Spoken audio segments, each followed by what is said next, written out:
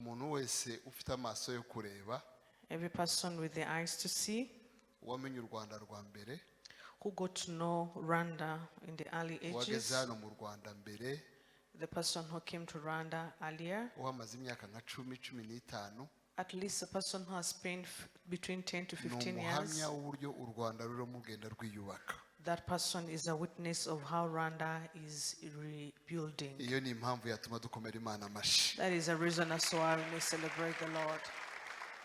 Mfite amashimwe mbere yuko tuganira ijambo ry'Imana. We have thanksgiving before we share the word of God. Ishimwe nuko muri cyumweru twari tumaze iminsi turi muri Kenya. The thanksgivings that the past week we've been in Kenya. Twagiye kuwa mbere mu gitondo. We traveled on Monday in the morning. Turashimira abantu babanye n'umuryango wa Dr. Nathan na Faith muri ico gihe. We extend our gratitude to the people who managed to condole the family of Pastor Nathan together with Faith, Bakabahumuriza for them who went to comfort them, bakabakomeye none. and today they are really strong. Tujya muri Kenya nari mfite gahunda dufite seminari ya Foursquare. We had a seminar for Foursquare, Ariko turi hariya but as we were in our travel, hari ibintu bigora gusobanura. Impamvu bivuze nuko barimo banyandikira babaza madamu baza mu bikari. Hari ibyo abantu batajya basobanura abantu batageze muri urwo rwego.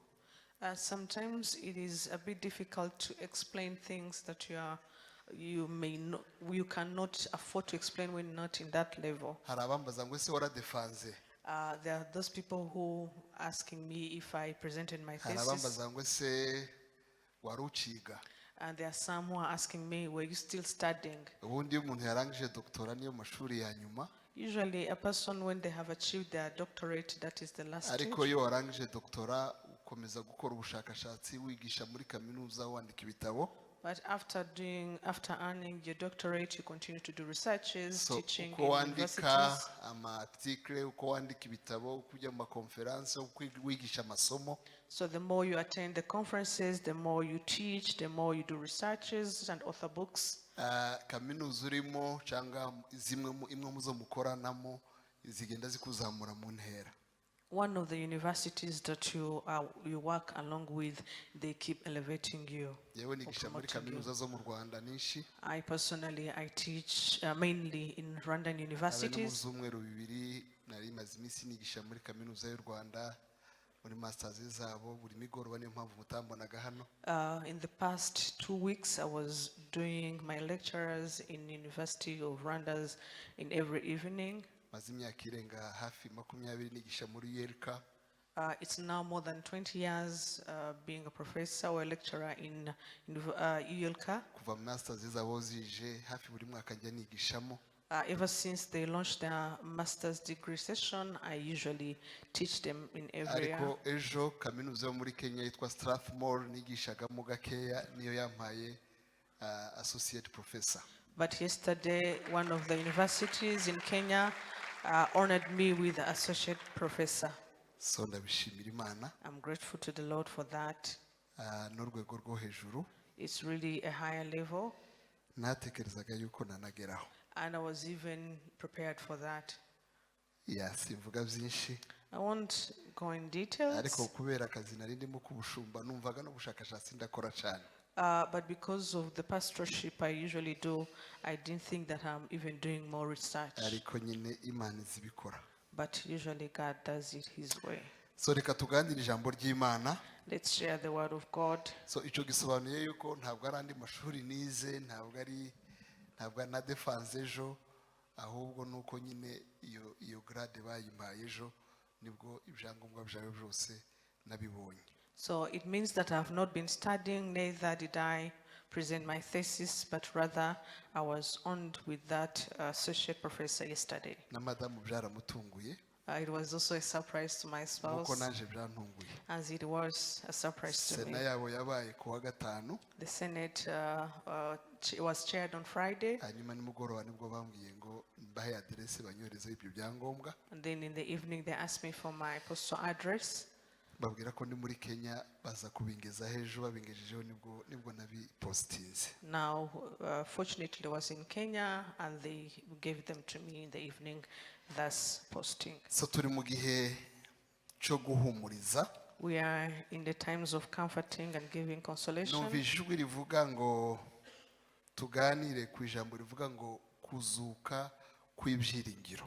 I heard a voice telling me that we have to speak about the resurrection of hope. Munyemere turambure Bibiliya dusome. Let's open our Bibles and read. Uyu munsi ndabumwigisha. I'm trying to be a teacher today. Uwo kwigirira neza ubona ahantu wandika. If you do good to you, please get where to write. Birya byo kuzamura ijwi ndabimanaginga rwose. I will not raise voice, I assure you.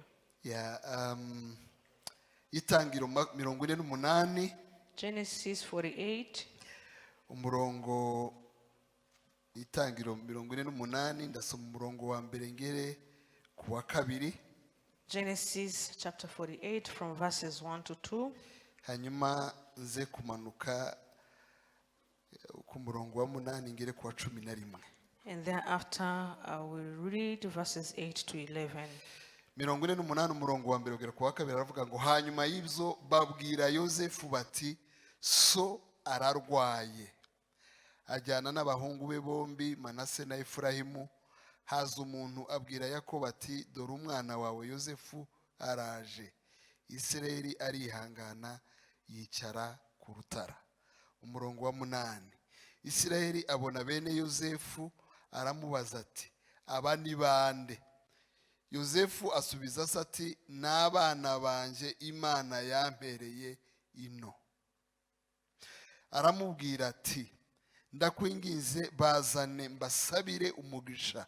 Kandi amaso ya Isirayeli yarabeshejwe ibirorirori n'ubusaza, abeshejwe ibirorirori n'ubusaza, ntiyashobora guhweza. Arabamwegereza, arabasoma, arabahobera. Isirayeli abwira Yosefu ati sinibwiraga yuko nzabona mu maso hawe ukundi, none Imana inyeretse n'urubyaro rwawe. Dusome muri Yobu. Read in Job 14 umurongo wa 7 kugera ku wa 9. 14 verses 7 to 9. Yobu 14 umurongo wa 7 kugera ku murongo wa 9. Job 14 verses 7 to 9. Ni igice cyiza cyane dukunze kuvugaho. It's a good scripture that we usually speak about. 14 umurongo wa 7 kugera ku wa 8 aravuga ngo erega hariho ibyiringiro yuko igiti iyo gitemwe cyongera gushibuka kandi kikajya kigira amashami y'ibitontome, nubwo umuzi wacu usazira mu butaka n'igishyitsi cyacu kigahera mu mukungugu, iyo cyumvise amazi cyongera gushibuka kigatoha nk'igiti kikiri gito. Reka turangirize muri Yobu 42. Let's conclude in Job 42 umurongo wa 12 kugera ku wa 15. verses 12 to 15. Yobu igice cya 42. Job 42 Some umurongo wa 12 kugera ku wa 15. verses 12 to 15. Nuko Uwiteka ahira Yobu ubwa nyuma kuruta ubwa mbere, agira intama 14,000 n'ingamiya 6,000 n'amapfizi 2,000 n'indogobe z'ingore 1,000, kandi abyara n'abahungu 7 n'abakobwa 3. Umukobwa w'imfura amwita Yemima, uw'ubuheta amwita Keziya, n'uwa gatatu amwita Kereni Hapuki. Kandi mu gihugu cyose nta bagore bari bafite uburanga bwiza nk'abakobwa ba Yobu, nuko se abahera iminani hamwe n'abasaza babo. Mwakira ijambo ry'Imana. Receive the word of God. Hari ijambo ry'usoma ukumva riragushimishije cyane, ukumva riratumusiga abantu mugiye kuganira. At times you read the scripture, I feel you're more blessed and you are going in higher dimension that people are speaking ari aho to. twateraniye ku cyumweru ngira ngo na madame mu mugoroba niba ari ku kindi ngira ngo There is a place we went to fellowship together with my spouse on the umuntu other atubwira Sunday. ukuntu yoba ari we muntu wa mbere wahaye abakobwa iminani ingana n'iy'abahungu. And then a person told us that Job is the first person who gave inheritance equal to the daughters and the sons. nari nkiritekerezaho kandi ndikunze. And I was still meditating and loving the scripture. So bibiliya irimo ubutunzi bwuzuye, The Bible has all riches harimo n'ubwo kuzura inzozi. and also reviving the dreams. Bibiliya igitabo cyose buriya ni umuzuko kivuga. The Bible, the entire Bible speaks about the resurrection. Igitabo cyose buriya ni pasaka kivuga. The entire Bible speaks about Easter. Gusa biterwa n'uko umuntu yayisomye n'aho afatiye. But it only depends on where a person has read and where they are blessed. Muri Kongo aho twabaye, In the RC where we used to stay, umuntu baramubwiye ngo asome muri Yohana, a person was asked to read from John. wo mu bwoko bw'abo twabanaga. A person from a clan we used to be with. Afata Bibiliya nini, He took a big Bible, arayifungura, opened. ashatse Yohana ntiyahita amubona. Of course, he did not immediately get Ahita to avuga ngo we John. bariye ngo Yohana ataba mu Bibiliya ngo bamukaruku. Ngo Yohana ntiba muri agano jipya, ntiba muri biriba muri agano jipya. Akaruku ni agano jipya, ni isezerano rishya ryaho. And then he said, John is not in the Bible, but rather in the New Testament. Kubera yuko yasomaga kariya gatabo gato ka agano jipya cyangwa New Testament, Because he was only used to read on the New Testament azi Bible. ngaho Yohana haherereye hagati aho. Of course, he was familiar of where John Bamuhaye was. Bibiliya nini rero akubita muri za Mwanzo, akubita muri za ibitabo byose arebye akabona atariyo, ahita avuga ntoya ntaba muri Bibiliya, aba muri agano jipya ariyo mushakira. Now, because he was used for the small Bible, the New Testament, being given the big Bible, he was only opening the New Testament, and he ended up saying, Mbabwiye ngo Bibiliya yose irimo amakuru ya Yesu no kuzuka. I was saying that the entire Bible has the story of Jesus and the resurrection. Abahanuzi benshi barimo umuhanuzi wa mbere wanditse Bibiliya witwa Mose, Many prophets, including the first prophet Moses, who bahanuye authored, gupfa no kuzuka kwa Yesu. they prophesied about the death and the resurrection of Jesus. Impamvu mbivuze nuko hari uko abana babivuze hano basomye nyine akaruku, basomye agano jipya. Buriya ntiwoharira n'abana ku gatuti niyo bakosoreye hano ubu baciye intege burundu. The reason as why I'm highlighting this is because previously the Sunday school made a play here and you cannot correct them here publicly. Ariko ku bantu bakuru murabizi yuko twari tumaze icyumweru cyose tuvuga amakuru yo kuzuka tuyatangiriye muri Pasaka iyo muri Egiputa y'Abanyisiraheli. But for the elderly people, you know that we had spent an entire week speaking about the Passover beginning from Egypt. Ukuntu Mose yayihanuye akabwira abantu ngo mugende musiga amaraso ku miryango yanyu, hanyuma urimbura naza mwebwe azabarengaho. Yavugaga Kristo, yahanuraga Kristo. The way he said to the people that go and slaughter the lambs and you sprinkle the blood on the doorsteps, and the angel of the killer, when he comes, he will spare you. He was speaking about Jesus coming. So bivuga ko Mose ari wo muhanuzi wa mbere wavugaga Kristo. Which means that Moses is the first prophet who prophesied about Jesus. Muribuka no mu butayu yigeze gucura inzoka y'umuringa. Remember, even in the wilderness, he also made a serpent in the Abwira bronze. Abanyisiraheli ngo buri muntu wese uzajya urarama akayireba azajya akira. Yavugaga agakiza, yavugaga kuzuka kwa Kristo, yavugaga umusaraba, yavugaga yuko muri Kristo harimo Pasaka ikiza burundu. And he told the people of Israel that whoever who shall look upon the serpent will be saved. So he was speaking about salvation and also Jesus, people looking up to Jesus and they be saved. So uretse Mose n'abandi bahanuzi bose muri Bibiliya, Except Moses and other prophets in the Bible, ibyo bavugaga ntibavugaga gusa ibya Kristo, byavugaga n'iby'abakristo muri Kristo. they were not only mentioning about Christ, but also mentioning about Christians in Christ. So bivuga ngo kuzuka ntikurangira muri Kristo gusa, kurakomeza no mu bakristo. Niyo mpamvu uvuga ngo ni ukuzuka kw'ibyiringiro no mu Banyarwanda none.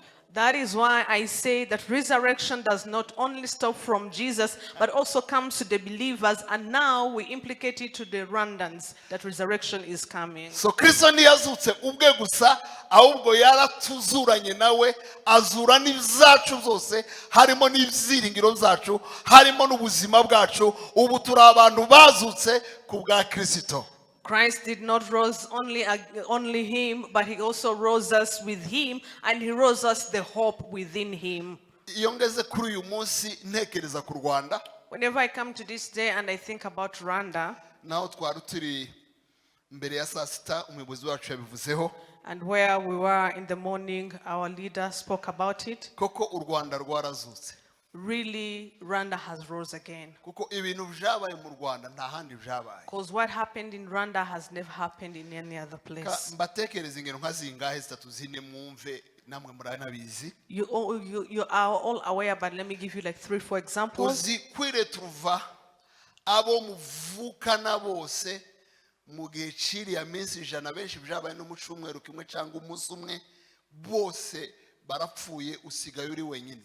Imagine waking up one morning in 100 days, maybe some they were killed in a week or even in one day. You find that you have only survived and all your siblings and your family has been killed. Tuva ufite abana benshi bane batanu batandatu barindwi harunzi wari ufite abana 9 wasigaye nta mwana numwe. Imagine having given birth to 4, 5, 7. I know some who had 9 kids, but she only survived alone. Uzi umuntu wabonye se wamubyaye afatanya na ba nyirarume guhiga abo bavukana bavuga ngo nyina wababyaye ni umututsikazi. Imagine seeing your father, your biological father, joining your uncles and killing your mother because she is a Tutsi. Uzi ingero z'abantu bagiye mu baturanyi babanaga neza bazi ngo bagiye kubahisha bashika akaba aribo babaviola baka ending up bamwe banabicishije. Imagine seeking refuge to your neighbors, the ones you used to live in harmony, and you end up being violated, raped, and these people hand you to the killers. Navuga hari abantu batandukanye nabo bashakanye mu cyumweru kimwe gusa umwe agapfa bamaze icyumweru kimwe bakoze ubukwe bikarangira amasara yo ngayo.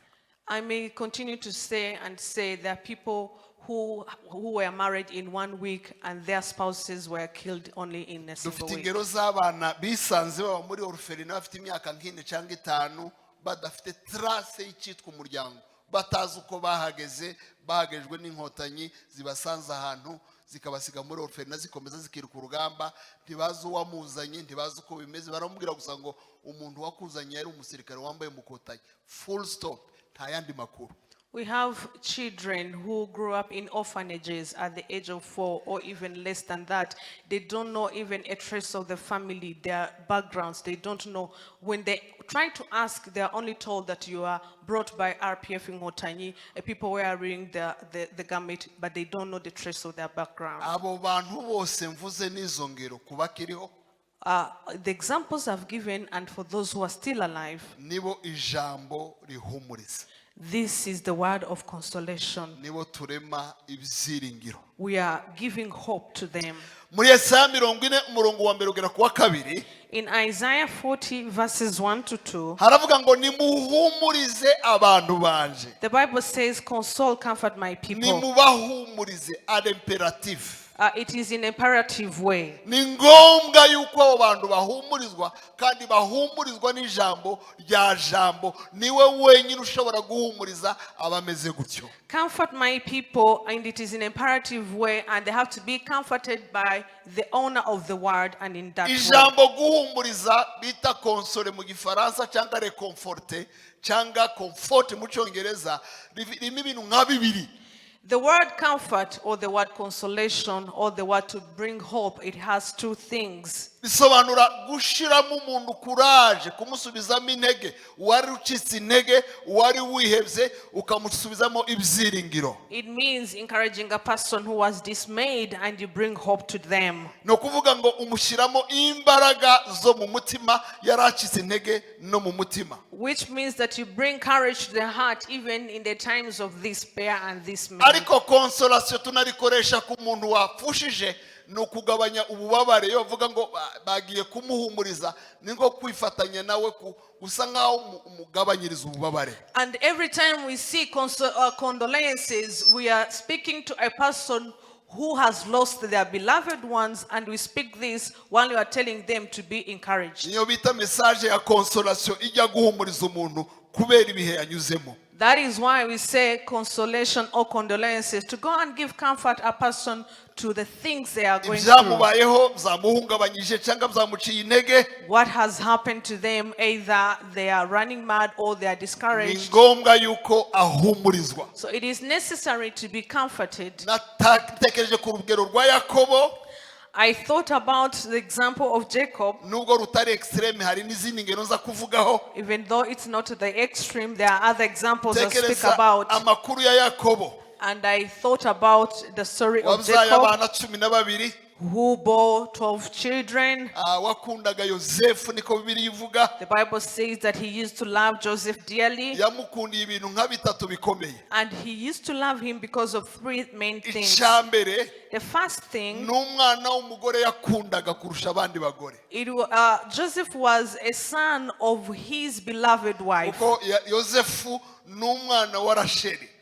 Because Joseph is the son to Rachel. Kandi Raheli cyangwa Rasheli niwe mugore Yakobo yakunze. And Rachel was the beloved wife of Jacob. Buriya umwana w'umugore wakunze nyine aba umwana nawe ukundwa. So a child that is given birth from your beloved wife will also be dear to you. Impamvu ya kabiri n'umwana yabonye mu zabukuru kuko Yakobo nkuko mubizi yabonye abana kuri Leya benshi ariko bigeze kuri Rasheli aragumba aza kumuzara mu busaza. When you know the story of Jacob, he gave birth to Leah with many children, but when it came to Rachel, he was barren, but later on gave birth to Joseph. Shobora kubana nakomeza impamvu ni ya gatatu nuko nkuko mubizi Rasheli amaze kubyara Benjamin cyangwa Binyamini ukurikira Yakobo, Rasheli yahise bivuga ngo nanone icyo cyatumye urukundo rwa se rwiyongeraho n'urwa nyina ataragifite amukunda inkundo zombi. Now, after giving birth to Benjamin, she immediately died, which means that he took the love of the father and the love of the mother that the son was ought to be having, and also loved him in that way. Hari n'impamvu Bibiliya ivuga iravuga ngo Yosefu ngwiyo yabaga ari kumwe n'abene se amagambo bavugaga yarazaga akabwira se ibyo bakoze bivuga ngo yari umwana urega bakuru be. Rero umwana urega abo bavukana saramukunda kubera yuko abamuha amakuru akeneye. Now, the Bible also says that whenever Joseph could be with the siblings, and when they return to home, Joseph will be the one to report the siblings. So now, the father will always love because he knows the story and what happens among the kids. Kubera iyo mpamvu bagirana umubano wihariye w'umwana ukundwa na se umukunda. Now, because of all those reasons, they had an intimate relationship of a beloved father and a beloved son. Bibiliya ibigaragaza mu buryo bubiri. Uburyo bwa mbere amudodeshereza ikanzu ry'amabara menshi kandi ryiza kuruta andi makanzu yose bene se bari bambaye. And the Bible portrays it when it quotes that he made a good garment, a good robe that was more beautiful than the others. Icya kabiri yohereza abandi gukora imirimo agasigara na Yosefu. Muraza kumenya impamvu nuko n'igihe Yosefu yagiye asanga bene se yari yasigaye bagiye mu mirimo aza kumwoherezaho nyuma kubera yuko yabuze abandi. Now, the Bible also continues saying that anytime he would send people, the kids in the field, he would remain with Joseph. And later on, the reason as why he was sent later is because he used to stay with the father. N'umwana yakundaga yifuza ko batindana baganira ya impacting ubuzima bwiwe. He was a son who was dearly loved, and the father wanted to impact his life. Umunsi umwe abo bana be ko ari 10 baragenda bararagira cyangwa bajya mu nka. One day they went to the cows, the 10 of them. Igihe bagomba kugaruka ntibagaruka baratinda. They delayed the time they were supposed to come back. They did not show Se up. Yosefu se Yakobo ahagarika umutima. And then he was troubled. Aravuga ngo Yosefu genda uje kureba bene so urebe ikibazo bagize uzumpa amakuru yabo. He sent the brother Joseph to go and see what had happened to the brothers. yohereza Yosefu yarazi ngo aragenda ahita agarukana na bene se bose bagaruke. Sending Joseph, he thought that maybe he would bring the brothers and they all come together. ntiyarazi ko atazongera kumubona vuba. He never knew that that was the last time to see him. ntiyarazi amakuru azaza nyuma y'uko amwohereje. He didn't know the story that would come later after sending ubuzima him. bujya buduhishira amabanga tutazi. Life usually hides secrets that we do not hari know. igihe igitondo kimwe ibintu bihinduka nabi, There is a time one morning things change to be worse. ariko hari n'igihe igitondo kimwe ibintu bihinduka neza. But there is also a time one morning things change to be well. So Yosefu aragenda, Joseph went. igihe cyo kugaruka kigeze, When the time to come back reached, aho kugira ngo hagaruke 11, instead of 11 coming kuko back, Benyamini yari yasigaye yari akiri mutoya, because Benjamin was left, because he was hagaruka senior, abana 10 only 10 of them came back, bagarukana n'ikanzu. and they came back with the robe. baramubwira ngo iri ni ikanzu. They said, this is the garment. akibona rya kanzu When seeing the garment, biravuga ngo ararimenya. the Bible says that he recognized baramubwira it. ngo reba iri kanzu They asked him to see the urebe robe, niba ari iry'umwana wawe Yosefu. trace it and get to see if it is for the ngo son nuko natwe Joseph. twaribonye This is how we have seen it, kandi twasanze riho amaraso. and we found blood on it. bibiri iravuga ngo Yakobo The Bible says ngo Jacob, arebye ikanzu when he looked at the ararimenya. robe, he knew it. ararimenya. He recognized the aravuga ngo dress. umwana wanje Yosefu He said, my son Joseph, yariwe n'inyamaswa y'inkazi, he has been beaten by a beast. sizongera kumubona ukundi. I'll never see him again. mu yandi magambo yarapfuye. In other words, he's dead. agahinda ko kubura uwawe, The sorrow of losing the beloved. agahinda ko kubura uwo ukunda. A sorrow of losing the beloved. buriya iyo umuntu yarwaje When a person falls sick, arategurwa. you get to be prepared. iyo umuntu arwaye When a person falls mu sick, ntekerezo hazamo senariyo zombi. in the mindset there comes all the two scenarios. uvuga ngo yokira cyangwa ntakire. You may say either they will be healed or they will not be abantu healed. barwaje abantu murabizi. People who have had people who were sick for hari long, igihe you know, unamurwaza abantu bakaguhanurira ko azakira, at times they even prophesy that they will be healed, wowe umutima ukubwira ko atari ko bimeze. and your heart you're sure that this person will ukaza die. umureba buri kanya uvuga ngo birarangira nubwo bavuze biriya. And then you always look at them saying that it's going to be So over, bivuga yet ngo they urimo prophesy. urategurwa kuzumva no kwihangana byabaye. So now you're being prepared to listen to the tragedy news and ariko also hari to igihe see. bikubita nk'inkuba mu gitondo kimwe. But sometimes it strikes like a thunder in niko one morning. byabaye kuri Yakobo. That is what happened to Jacob. niko byabaye ku banyarwanda benshi. That is how it happened to most mu Rwandans. mwanya mutoya In a blink of an eye, ibyo bintu nka kuriya nyine byagenze. and the same way it happened. agahinda. The sorrow. ndimo navugana na ba Yakobo muri uyu mwanya. I'm addressing to the Jacobs right now. ba Yakobo The Jacobs, barangwa n'ibintu byinshi, reka mvuge nka bitatu. they are characterized by so many things. Let me Ijambo. select three. The first thing, bagira ibikomere by'ubuzima banyuzemo. they have life wounds of where they have gone through. ubuzima bwa mbere y'ibyababayeho The past of what has happened to them, na nyuma y'ibyabaye. and post after what happened. iyo ibyo bintu bibabayeho And when the tragedy happens to bisa them, nk'aho ubuzima bwose buhagaze. it seems like it is the end of the niyo life. mpamvu abantu benshi That is why so many people, nuganira n'umuntu if you speak, warokotse if you speak to a survivor, iteka agira referanse. every time they have a reference, aza kubwira ngo mbere ya jenoside yakorewe abatutsi. they will always tell you before 1994 genocide Nukuvuga ngo against Tutsi, uriya munsi cyangwa ibyabaye which means that on that day or what happened, bitandukanye ibihe bibiri. it separates, it differentiates two seasons. uwapfushije umubyeyi mu buzima busanzwe The person who has lost a parent ajya in the kubwira common ngo life, ntarapfusha umubyeyi. they will tell you, before I lost my parent. uwavuye mu rushako The person who left their ajya marriage, kubwira ngo tutaradivorce. they will tell you, before we divorced.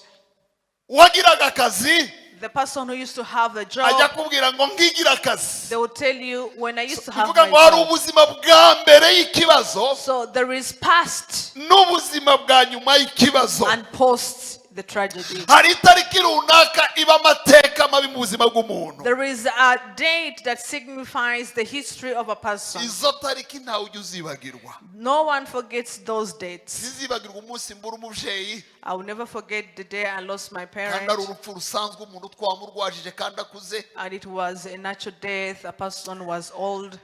sizibagirwa umuntu umunsi mpfusha runaka nawe uzi n'abo wapfushije nawe You also may mention that you never forget the day you lost someone, the beloved one. ikintu runaka cyakubayeho kitari no gupfusha You will never forget something happened to you, not even. ba yakobo bagira ubuzima bwa mbere y'igihe na nyuma y'igihe So the Jacobs have passed the season and post the yakobo arimo season. aravuga ngo kuva none And Jacob is saying, from today, zarinda mpfa I will die nkimuririra while mourning. bivuga ngo kuva umunsi bamubwira ariya makuru So which means that ever since he was yahise told, aja mu cyunamo he immediately went in the mourning time kitarangiye that never ceased. hari abajya bibaza ngo ni gute buri mwaka tugira icyunamo There are some people who wonder, why do we commemorate every year? ariko hari ubwo umuntu apfusha akabura ubundi icyunamo ntikijya kirangira Mourning time never ceases. yakobo yaravuze ngo nzamwunamira ndinde mpfa Jacob said that I will mourn till my last breath. kunama kuri biblike Mourning is biblical. agahinda kari biblike Sorrow is biblical. guheranwa n'agahinda ntibiri biblike And also staying in the mourning time is not biblical. guheranwa n'ibyo ntibiri biblike To be held by all those bad things ariko are biblical. kujibuka ni ibisanzwe But mourning or commemorating is biblical. umeze nka yakobo The person who is like Jacob. ibintu byose bisa n'ibyahagaze All things seems to be stuck. imana igira ijambo rya nyuma And God has the last word. imana igira ijambo rya nyuma God has the last word. uratekereza ko ibyo bihe byagize ijambo rya nyuma You think that the seasons have had the ariko hari last word. ubuzima nyuma y'ibyo bihe But there is life after the season. zongera nkubake I will build you uzaba again, wubakitse and it shall be rebuilt. nzabashumbusha ibihe I will give you iyo back the ni imana seasons. yanyu ivuga That is your God saying. nimuhumurize abantu banjye Comfort my people. nimubahumurize Comfort my iyo ni people. imana ivuga Says the Lord. hari ibihe byabayeho There happen times, ariko hari ikindi gihe cy'imana but there is another time of God. ba yakobo The Jacobs.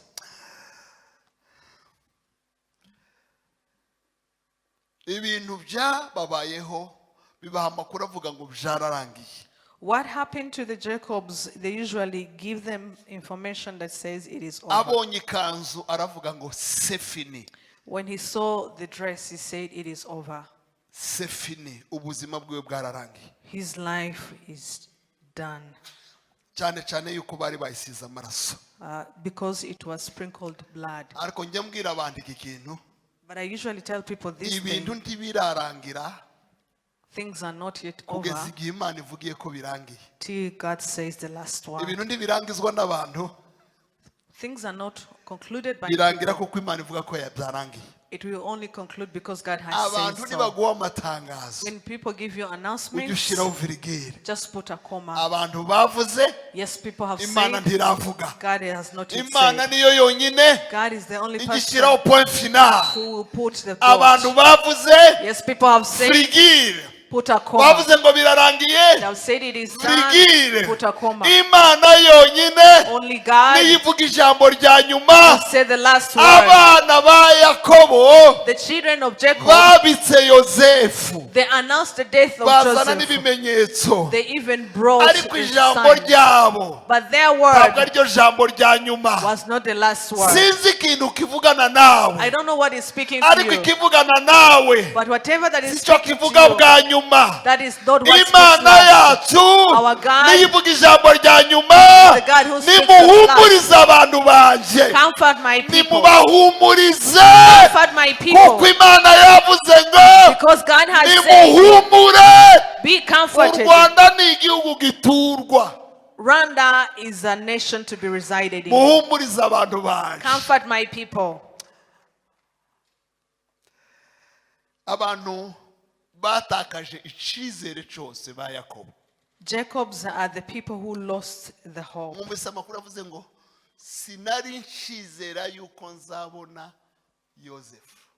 You heard when he said that I didn't hope to see Joseph again. Ariko Imana iratangaje none mbonye n'abana ba Yosefu. But now I have even seen his children.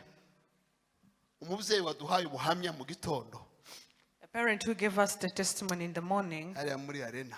in BK Arena. Yavuze ukuntu afite abana batanu. She has 5 children. Numvira ijambo nonge kurikunda. And I felt loving this word again. Avuga amashuri bagezemo biga. She mentioned the education levels they're at. Yasigaye afite imyaka 11. She was left when she survived at 11 Umuryango years w'abana benshi ngira ngo batandatu. in the family of 6 siblings. Ariko Imana yacu. But our God, Imana yacu. our God, Kadukomere Imana yacu amashyi. let's applaud to God. Haracyari ibyiringiro. There is still hope. Haracyari ibyiringiro. There is still hope. Sinzi ibintu navuga byinshi. I don't know what to say, Ariko reka mvuga amagambo 5 but let me only speak 5 cyangwa words 6 or else 6 ajyanye no kuzurwa kw'ibyiringiro. in regards of the resurrection of hope. Ariko mwibuke babwira Yosefu ngo Yakobo ngo Yosefu yarapfuye. But remember when they announced the death of Joseph to Jacob, Ba bantu baje kumubwira ngo yarapfuye. the people who came to announce the death, Uko bakabaye nibo baje kumubwira ngo aracahari. in total numbers, are the ones who came to say he's still alive. Arababwira ngo murimo muravuga iki? He asked them, what are you saying? Yosefu ari mu Giputa. Joseph is in Egypt. Kandi ntari mu Giputa gusa, And he's not only in Egypt, ahubwo ni minisitiri w'intebe mu Giputa. but he's the prime minister in Egypt. Arababwira ngo simbyemera He said, I'm not accepting kuko it nabonye ikanzu yiwe, because I saw his robe nabonye amaraso. and I saw blood on it. Ikanzu ni ya Yosefu, Yes, the dress is for Joseph, ariko amaraso si aya Yosefu. but the blood is not for Joseph. Hari igihe abantu bavanga amakuru There are sometimes people twisted mu buzima information. bw'umuntu, In the life of a person. bakazana ikanzu yiwe, They bring their dress bagashyiraho amaraso ataraye. and they sprinkle the blood. Ubuzima bwacu bwa buri munsi Our daily ni lives ubuzima bwuzuye kudoda. is the life that is full of Bakazana sewing. ikanzu yawe, They bring your dress bagashyiraho amaraso atarayawe. and they power blood that Ariko is not Imana yours. yacu, But our God, ikinyoma kijya cyihuta, the lie may be so ukuri quick, kujya kwitonda, but the truth may be ariko slow. ukuri kujya gutinda The truth will tally, kugatsinda ikinyoma. but will conquer Sinzi the ikinyoma lie. wahuye nacyo mu buzima, I don't know the lie you have ariko encountered in ukuri life, kw'Imana but the truth of God kuzatwikurura ibinyoma. will unveil the lies. Muhumure, Be comforted. ijambo rya nyuma ni The iry'Imana. last word is the word of God. Ibintu 5. 5 things. Icyambere, First, ibyiringiro ni amahitamo. hope is the choice. Ibyiringiro Hope, ni amahitamo. hope is the choice. Hagire usomera Abaroma igice cya 4 umurongo wa 18. Someone please read Romans chapter 4 verses 18. Abaroma igice cya 4 umurongo wa 18 turimo turavuga ngo ibyiringiro ni amahitamo y'umuntu.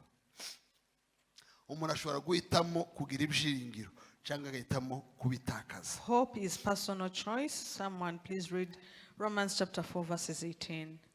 Fate Bibiliya, fate na mikrofone. Abaroma igice cya 4 Umurongo wa 18. aravuga ngo Aburahamu uwo yizeraga yiringiye ibitakwiringirwa.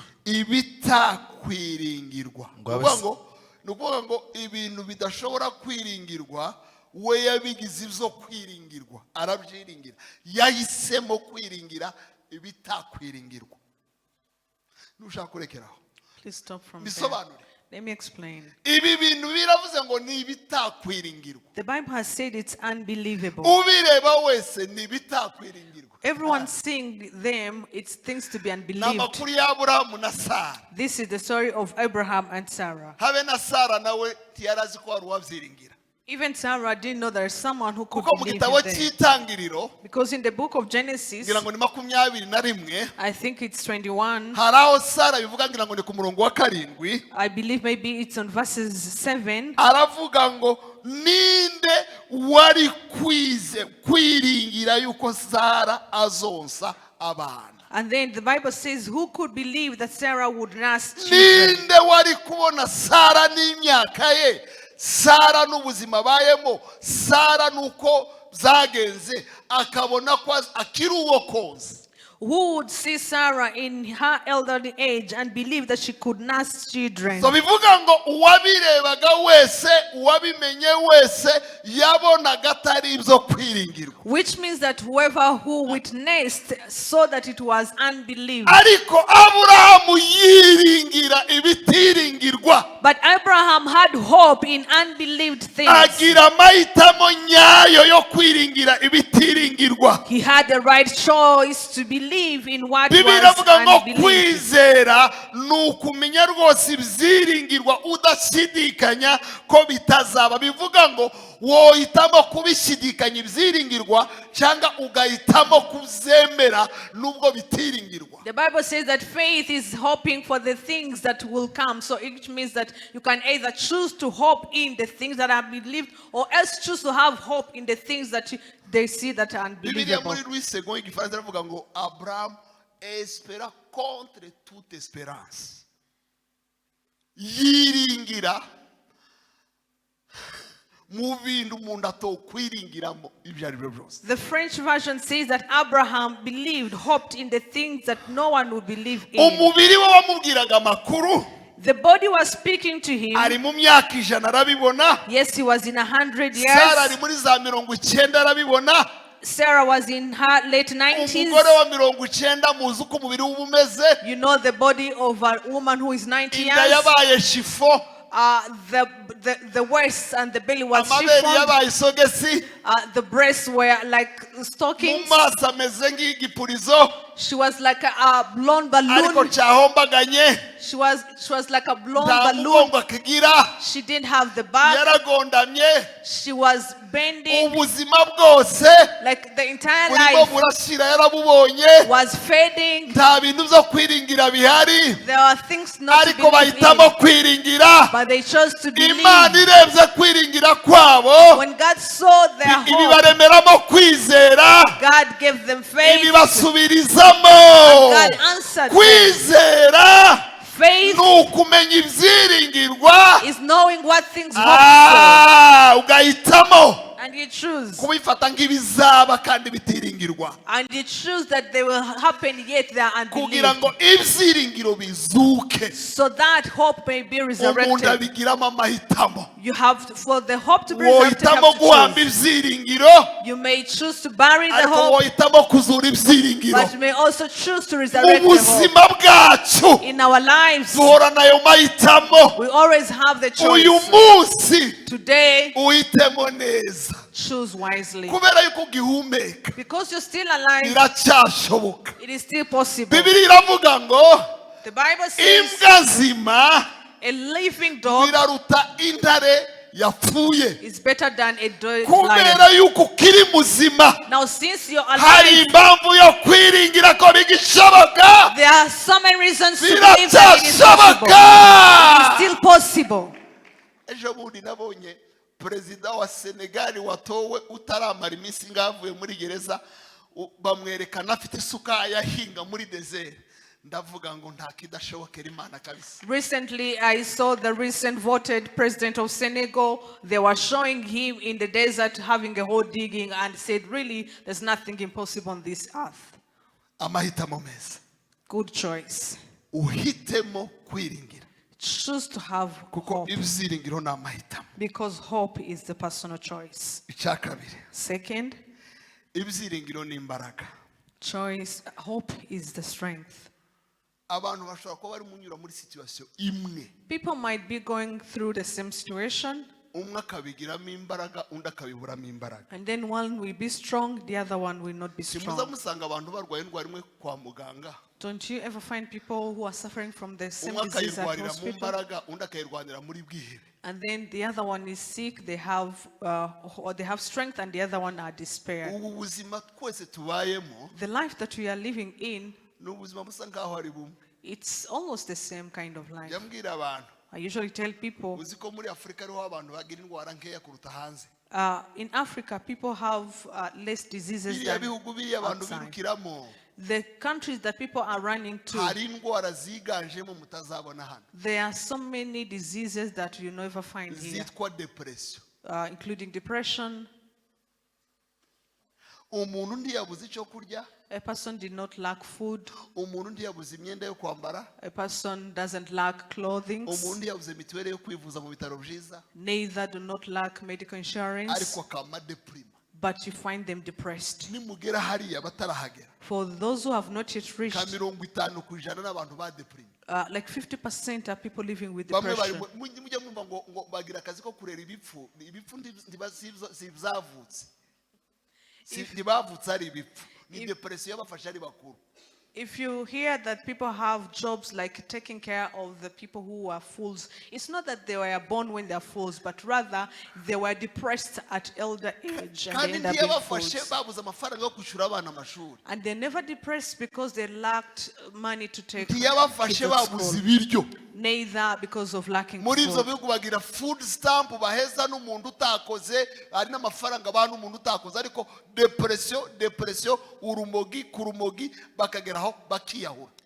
But they have so many allowances up to the person to the people who are unemployed, but you find them being drug addicted, taking marijuana, taking so many alcoholic things, and they end up committing suicide or they end up dying. Ariko umwana wo mu mudugudu ndavuze, wo mu karere ndavuze, wo mu gahugu gakenye ndavuze, mu gitondo akabyuka afite umwenda wacitse, nta nkweto yambaye, akagira ngo Imana ni nziza, umunsi ukagenda, uwundi ukagenda, bukongera bugaca, nejo bugaca, bikagera ahantu mu gitondo akajya mu ishuri, muri rya shuri ryo hasi, umunsi umwe ukuzumva ngo yabaye depite. Hari ibyiringiro n'imbaraga.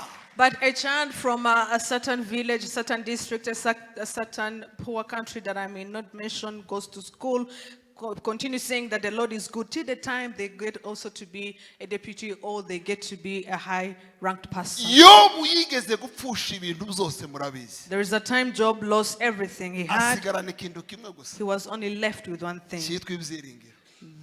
This is hope. Abana be bose barapfa. His old children were dying. Ibyo yari atunze birapfa. His belongings all were Umubiri vanished. uramuhinduka. His body also turned back to Umugore him. basezeranye mu busore aramuhinduka.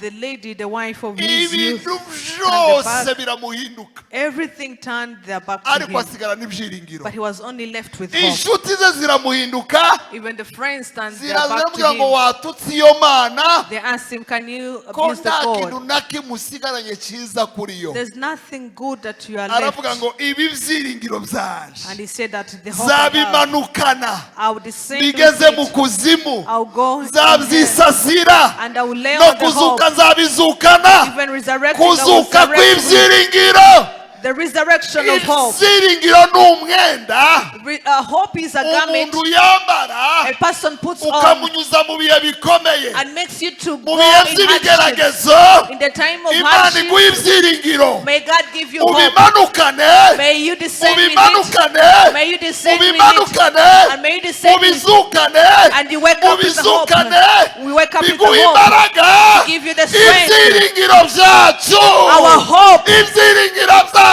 Our hope. ibyiringiro byacu. Our hope.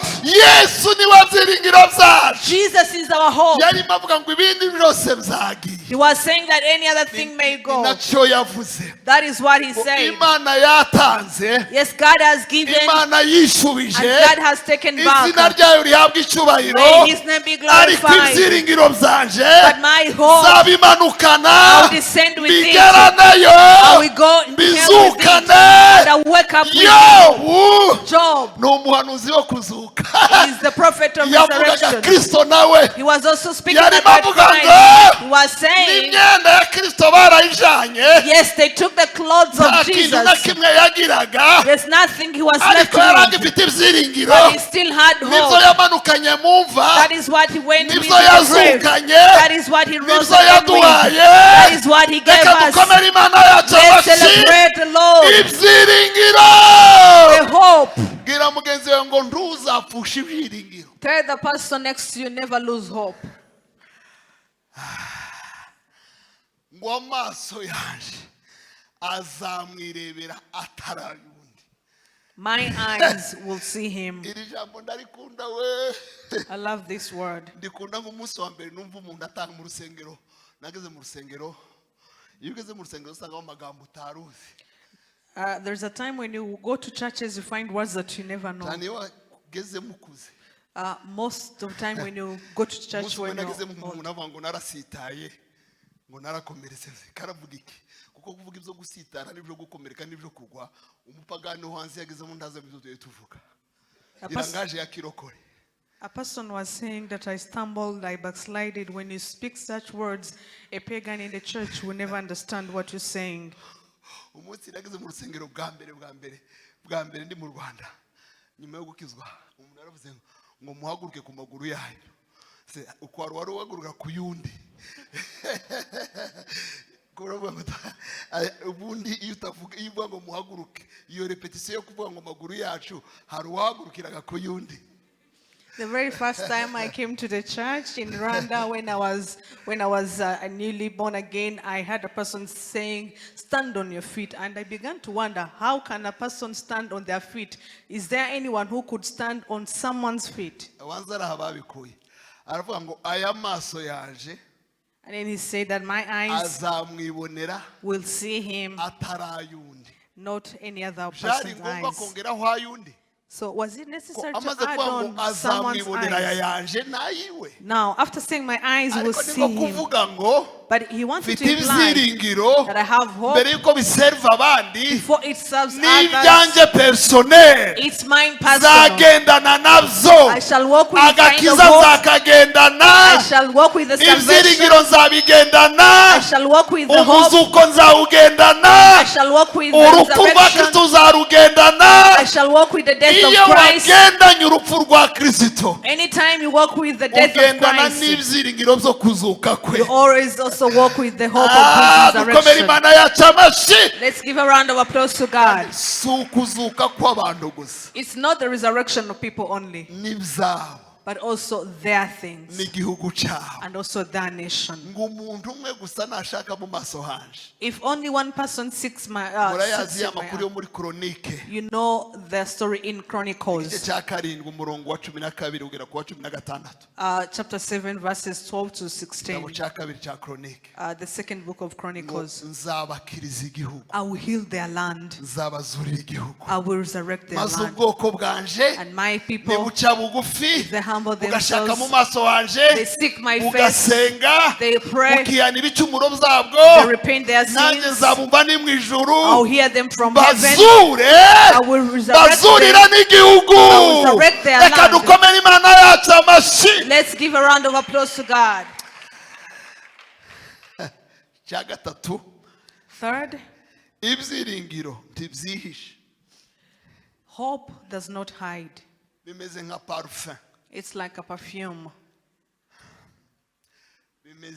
bimeze nk'iki, bimeze nk'inkorora. It's like cough. nta muntu uzuhisha inkorora, No one will hide that they're kandi suffering niyo from ya gito, cough. niyo ya mbere ya gito. iyo wavuga ngo urahishe niwe izamuka. And every time you decide to hide cough, that's when it really iyo reveals. uyifunze gatoya izimenera hose. When you hide cough, that's when it will really burst out. ni nka parufe aho ugeze uwajana ibyiringiro umunyamaganya nawe aho ageze arandukiriza.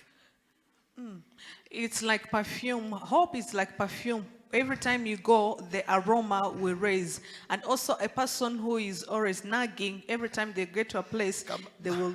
Mbaye ingero zibiri gusa. Let me give you like 2 examples to be quick. Petero buca bamwica. The day before Peter's death, afungiye hagati y'inkuta zine, when he was imprisoned between 4 walls, acunzwe n'abasirikare 16, when he was guarded by 16 soldiers, hanyuma muri gereza nayifunze, and also in a prison also closed, n'amategeko yamukatiye, and also when he was being judged, araryama arasinzira. he slept. He fell asleep. Ibyo ni ibyiringiro. That is hope. Ibyo ni ibyiringiro. That is hope. Ku buryo marayika yamugezeho Till the time the angel came, amukomaho. and also, Petero ni gute usinziriye? Peter, how are you sleeping? Kubera ibyiringiro. Because of hope. Kuko data ni umwami. Because my Father is the King. Dukomere Imana yacu amashyi. Let's applaud to the Lord. Kunda umugani uvuga ngo I like a proverb that says, urusaku rw'umuhengeri the sound of a wave n'urusaku rw'inyanja and the sound of the sea ntiruza rubuza ifi gusinzira. will never stop the fish to fall asleep. Niko abakristo bameze. That is how believers are. Ibyiringiro by'abakristo The hope of the no mu believers, bibazo bikomeye even in the midst of the bajya challenges, basinzira. they fell asleep. Muribuka Yesu ari mu bwato Remember when Jesus was in the ugenda boat, kurengerwa, when it was about to flood, abigishwa barapanika, the disciples panicked. bamurebyeho When they looked upon basanga him, they arasinziriye, found Jesus baravuga asleep. ngo mwigisha They asked, Master, wowe you, ufite ikibazo ko tugiye gupfa, aren't you even concerned that you are about to die? wasinziriye kweli? You have fell asleep. Abari muri Yesu Those who are in Christ bafite Jesus, ibyiringiro, they have hope. bafite ibyiringiro, They have hope. kandi ibyiringiro byabo ntibyihisha. And their hope does not hide.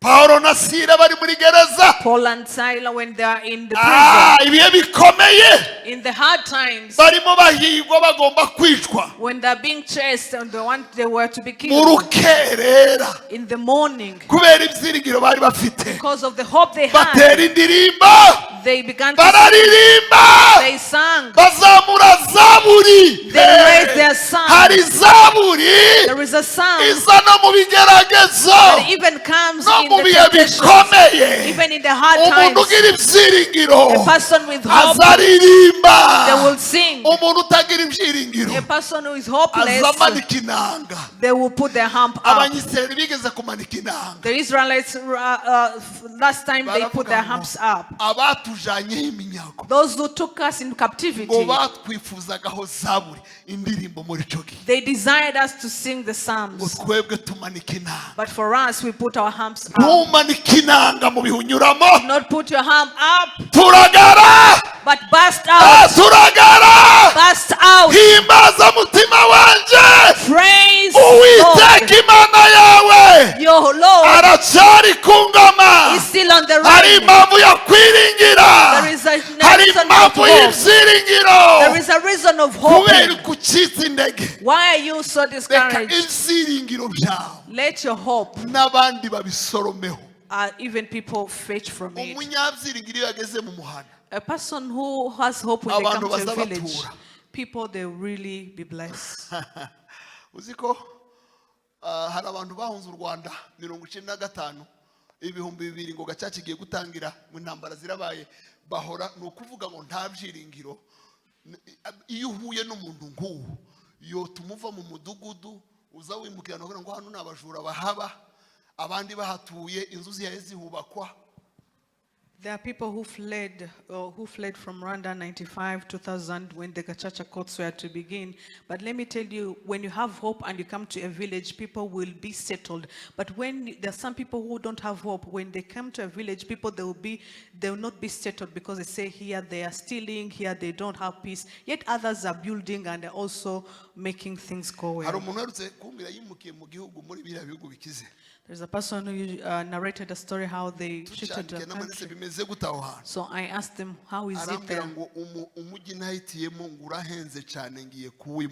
So they were telling me that the city they are living in is so expensive that they're about to shift. How is the city? ni umujyi wa kabiri muri iki gihugu ntuyemo. It is the second city in the country I am Ni living umujyi wa in. kabiri. So is it the second city? Ikibazo ufitemo ni iki? So what is the issue? Urahenze cyane. It is so expensive. None abo bantu ufite abantu bangana guta abaturage. So how many people, how many residents Niwo do they mujyi have? wa mbere muri iki gihugu ufite abaturage So benshi. it's the first city that has so Abo many bantu residents. bose batuye aho hantu So the people who are residing there, ibo si abantu. aren't they people? Kubera iki bo batagiye ahendutse? Now, why don't they go in the cheap cities? Umuntu azaza atura ku Ruyenzi azarangiza Kigali nagera no muri Amerika ashake Ruyenzi yaho. Imagine a person resides in Ry'Ihumure, the city suburbs, when they're in Rwanda, and when they go abroad, either in USA or in Europe, they still want to stay in the city suburbs. Naramubwiye ngo ugende urebe akagi kanyuma ko hasi hahandi bagaburira abakene hahandi haba akazi gahemba makeya h'abaturage bashaje bitabwaho na leta ari huba kuko imitekerereze yawe tijanye n'iki gihe tijanye n'iki kinyejana tijanye n'ubukristo uvuga. I encourage the person to go and live in the least city where people are being taken by the government, because his mindset is not equal to the mindset of nowadays. U Rwanda ni agahugu gatoya. Yes, Rwanda is a small country, Ibyiringiro binini. but has a huge hope. Iyo wapfuye mu byiringiro When you are dead in hope, uba wapfuye. you are totally died. Iyo wakize mu byiringiro When you're alive in hope, niyo mpamvu Kalebu that is why Caleb na Yoshua bavuze ngo uko bangana kose Caleb and Joshua said that the mighty they tuzabarya are, nk'imitsima. we shall eat them like eating Nta mujyi bread. ntaturamo There's no city I cannot afford nta to hantu sit in. ntaba. There's no place I cannot Kubera afford Imana to yanjye. sit because of my God. Imana yacu Our God, iguha ibyiringiro bigari may He give you huge hope bitihisha. that cannot be hidden. Gutakaza icyizere Losing hope, kane nizo byago bikomeye. that is the worst thing. Nutakaza amafaranga If you lose your money, hazaba hakiri igaruriro. of course you still have a chance to Umuntu gain money. azahomba none Person may incur a loss gaca today, agahomboroka. and then they incur a profit in the other Nutakaza day. umubiri If you lose the body, haracyari ibyiringiro. there is still hope. Umuntu azaremba You may be ill, gaca agakira and then you get healed in the morning. haracyari ibyiringiro. There is still hope. Ariko nutakaza ibyiringiro But if you lose hope, nta garuriro.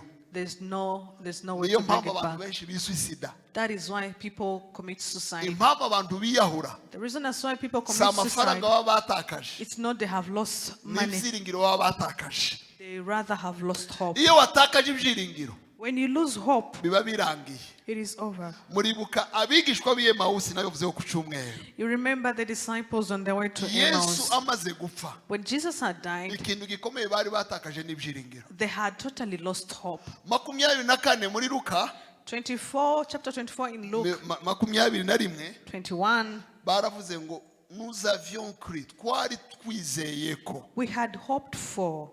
twari twarizeye ko, We had hoped for. nous espérions. We had hoped for. Batangira kubwira Yesu Yesu. And then they began to tell Jesus about Jesus. Batangira kubwira Yesu ibya Yesu. They began to speak about Jesus, telling to Twari Jesus, tuzi ko ari uzacungura bari mu isi. we thought he's the one to Twari redeem tuzi people ko in ari the world. Masiya. We thought that he was the Bavuga Messiah. amagambo menshi. They spoke so many Iyo abantu words. bapfuye mu byiringiro. When people are dead in hope, Niyo mpamvu Yesu yababwiye rya jambo rikomeye. that is why Jesus told them the Aravuga other ngo word. mwabapfumu. You foolish men.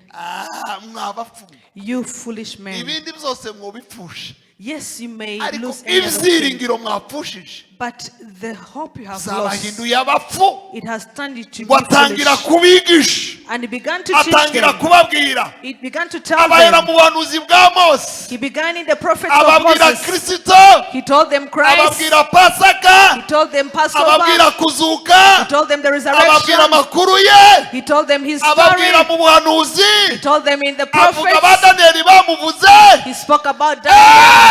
Arimo aravuga. He was speaking. Ubuzima bwabo burahembuka. And when he was speaking, Azura ibyiringiro byabo. their Their hope was nta kindi revived. kizura ibyiringiro There's nothing that ni revives ijambo hope. ry'Imana. It's only the word of Ijambo God. ry'Imana The word of God niryo rizura ibyiringiro. is what revives hope. Icyisha abantu What is ruining people nuko batamenya ijambo. is that they never got to know the word. Muzamenya ukuri, You shall know the truth, ukuri kuzaba and the batura, truth will set you free. kuzabamara ubwoba, Will cease fear in you, kuzababaha kubaho. and will give you the life. Ntutakaze ibyiringiro. Don't lose hope.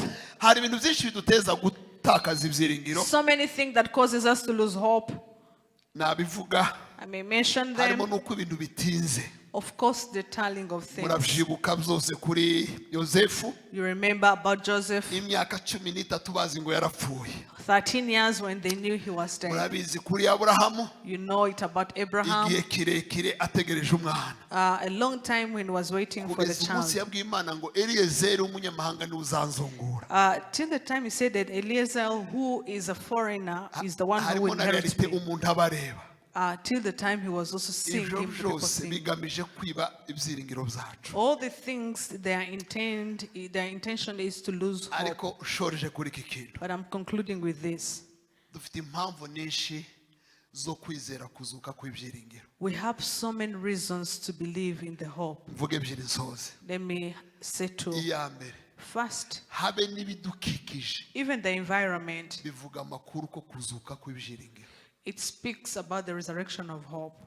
Nkigera bwa mbere mu Burayi, The very first time I went to Europe, nahageze mu kwezi kwa 9. I went there. I arrived in September. Spring irimo irangira, The spring was haza over. kuza winter. There came winter. Winter imaze kuza, So in the time of winter, ibintu byose birapfa mbireba. everything vanished in my Ikintu cyose eyesight. cyitwa icyatsi n'igiti kiruma nkibona. Everything, every green thing dried Ikintu up. cyose cyitwa isazi n'inyenzi birashira mbibona. All the flies, all the insects were Ikintu cyose over. cyitwa umubu, cyitwa ikintu cyose gifite ubuzima uretse abantu n'amatungo akomeye nk'imbwa n'ibindi byose birapfa mbibona. Only the living things, like let's say people and some pests, only were alive. Ukwezi kwa gatatu gutangiye, And then in the beginning of March, tangira kubona bya biti byose byari byarumye, wonyuzaho ikibiriti bigashira byose ndangira kubona biburjona. and then I saw all the dry green things, they began to blossom. Ko mu kwezi kwa kane ibyatsi byari byaje. And then like in April, the grass was green. Kwezi kwa kane kwaje kurangiza, amasazi yaje, imibu yaje, inyenzi zaje, ukibaza ngo byabaga hehe. Hari igihe cyo gupfa, hari igihe cyo kuzuka. At the end of April, all the insects, all the flies, all the cockroaches, everything was alive, and you would wonder where they had gone. But there is time to die, there is time to resurrect. Yobu avuga amagambo akomeye. Job spoke about the great words. Aravuga ngo igiti nubwo cyoba cyarumye. He said that even though the tree might be dry, Nibutse munongo hano. I've remembered Aravuga Munongo. ngo kwa rufu ya maji, amazi gusa akihumurije amazi gusa. Only when it smelled water. Cyabaye igiti cyumye. Yes, it was a dry Ngo tree. nubwo cyaba cyaratemwe, Though it might be cut, nta shami na rimwe rikiriho. there's no single branch on it. Cyaratemwe, Yes, it was kiri cut mu down. butaka bwumye, It is in the ngo dry igishyitsi cyayo soil. kiri mu ivu ryumye. The stem is in the dry Ariko soil. iyo imvura iguye, When rain comes, iyo imvura iguye, when rain comes, iyo imvura iguye, when rain hari comes, ibintu bihinduka, there are things that change. bakirongera kikamera amashami y'ibitondome. Also, the branches continue to grow again. Uyu mugoroba This evening, Imana iguhe kuzuka, may God give you Imana a izura resurrection. ibyiringiro byawe. May God give you Ibyo byari the byaratemwe, resurrection of hope. The hope that had been ibyo cut, byari byarumye, the hope that was bihura dry, n'ijambo ry'Imana. may it encounter the word of God. Imana isura Ezekiyeli, God visited Ezekiel iramubwira ngo Ezekiyeli, and asked ibi Ezekiel, ni ibikuhaye ubona. what are you seeing? Aravuga ngo ndabona amagufwa yumye, Can only see dry bones. yakongera akabaho. Can these bones live Niyo again? makuru In the story, nagize bwa mbere mu ntekerezo mbonye u Rwanda ngeze mu Rwanda 1994. that is what came to my mind when I came to Rwanda in 1994. Ahantu hose imirambo, ahantu hose amagufwa, ahantu hose. Like dead bodies, dry bones all over the roads and the Nandikira streets. muzene namuse muri Kongo namubwira nti igihugu nagiyemo nicyagihugu cy'amagufwa yumye. I sent a message to my father whom I had left. I said that this is the country that you have been hearing. It's a country of dry bones. Can it live again?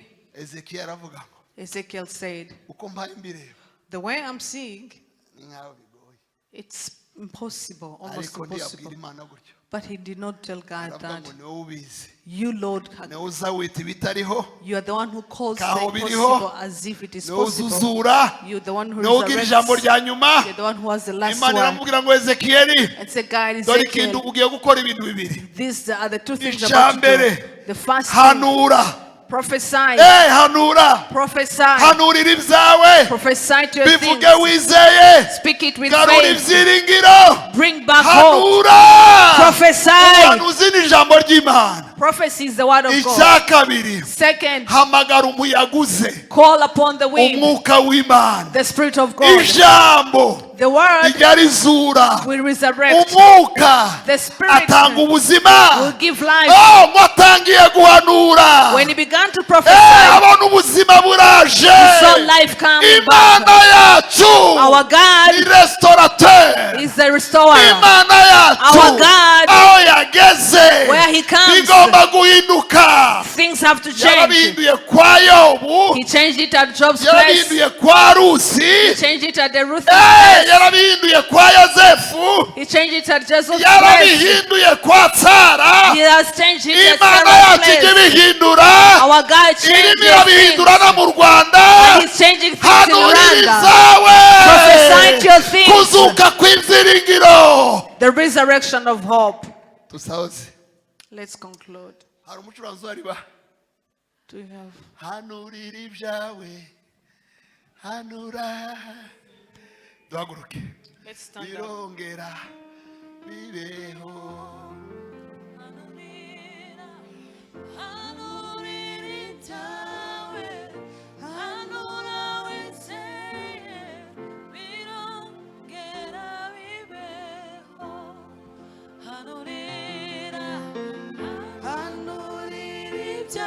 Abaririmbyi mutambuke. Tugiye gusengera u Rwanda. Abapfushije ibyiringiro. We are going to pray for Rwanda as a nation, and we pray for people who have lost hope.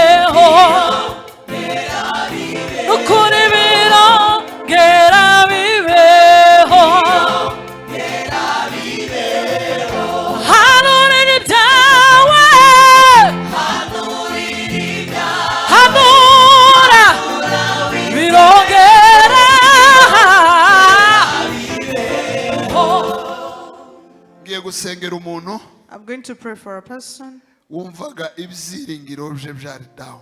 who was feeling their hope is down. Bibiliya yatubwiye ngo The Bible has told us Imana ihira Yobu God blessed Job. bwa nyuma kuruta bwa mbere. God blessed Job in his time. Nimusubira muri kiriya gice nasomye cya 42 If you go back to chapter 42, kuva ku where- murongo wa karindwi ngira ngo from verses 7, ugere kuri 12 mumanuke, and then you go to verses 12, murasanga you find ibintu Yobu yari afite things Job had, byose atabuze na kimwe. all of the things he had, Imana yaramukubiye kabiri. God multiplied 2 times. Ntibyarangira aho ngaho. He never stopped there. Ibwira inshuti ze zose And God told his ngo friends zikuremo impeta zose to remove the rings, n'amashenete yose, all the jewelries, ibintu byose by'izahabu all the jewelry is made N'ibya from diamond. gold and diamond, ngo babimushire. to take them to Job. Ntibyarangira aho. It did not stop from Imuha there. abana barindwi b'abahungu, God gave him 7 imuha sons abakobwa batatu. and gave him 3 daughters. Bayemima biba ngombwa ko ibavuga n'amazina yabo. God, the Bible also mentions Ibona the names. bidahagije, It was not enough. iravuga ngo mu bagore bose beza See that among all beautiful ntabasaga women, n'abakobwa bayo. no one looked like the Abantu daughters bazi of Job. Yobu wa mbere, People know the first ariko hari Job, Yobu wa nyuma. but there is another Job. Icyatumye Yobu wa nyuma The reason is why the last Job abaho kandi akaba ikirangirire lived and he was prominent, n'ibyiringiro yagumanye. it was the hope he kept. Zabimanukana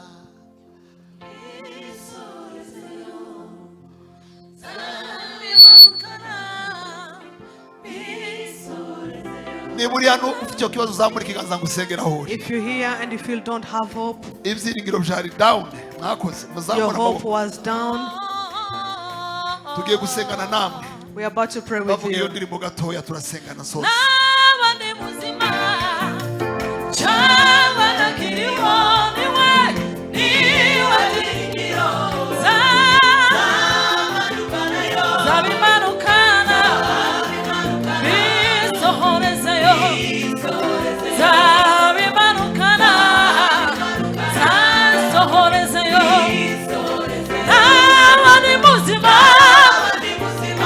cyangwa niwe byiringiro zamanukana yo zabimanukana bisohorezeyo zabimanukana bisohorezeyo ona ni muzima cyangwa nakiriho niwe byiringiro zamanukana yo zabimanukana bisohorezeyo zabimanukana bisohorezeyo naba ni muzima cyangwa nakiriho niwe byiringiro zamanukana yo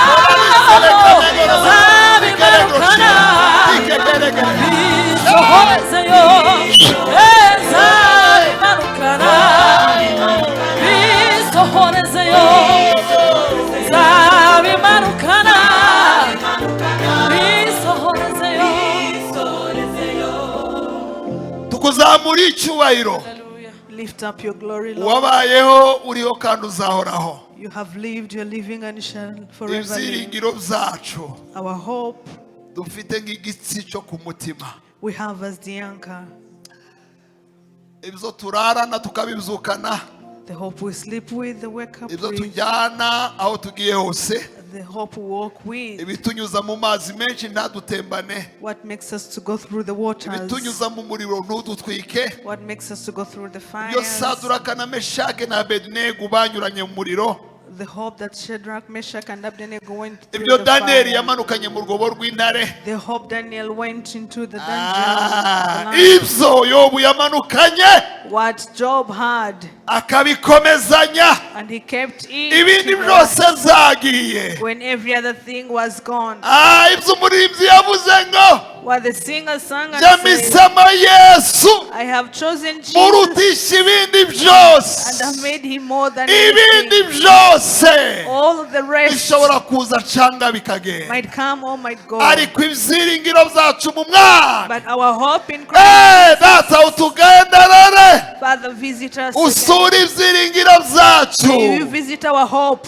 Ureba abantu bari bacize intege, Look to those who are. ijambo ryawe ryavuze The ngo word has said tubahumurize. we should comfort them. Duhagaze mu ijambo We ryawe, are standing in turahumuriza thy word. ubwoko We are bwawe, comforting your turahumuriza people. abari We bahungabanye, are comforting those who are turahumuriza ibihe traumatized. byagiraga We imbaraga, are comforting those who abanyuraga muri uku kwezi those who are going through this basubiye month, mu mva, and they are going back to the grave, basubiye mu bihe bibi, going back to evil barimo times, bahigwa, when they are being chased, basubiye mu bishanga kwihisha, being hiding, in the banyagirwa n'imvura, rain, baribwa them, n'imibu. insects Abo and bantu b'ibyiringiro, Father, give them ni hope. wowe wabarinze, The one who protected ni and wowe preserved wabanye them. nabo, The one who has ni been wowe with them. uzabashumbusha. The one who is going to Ijambo ryawe compensate. riravuga ngo The word says, Lord, nzakubaka, I shall rebuild nawe you. uzaba wubakitse. Be indeed Ni wowe rebuilt. waye wubaka u Rwanda. You're the one rebuilding Rwanda. Ndagushima mwana, Lord, I bless your dufite name. impamvu yo We kugushima. have reasons to Reka bless you. umwuka wawe wera Let your Holy Spirit abane natwe muri ibi bihe, be with us in these atanga days. ubuzima aho butari buri. May your Spirit give life where there is no Tugukomeye life. amashyi tugushima. We applaud you and we celebrate you, Imana Lord. ibahe umugisha. May God bless you. Dufite amateraniro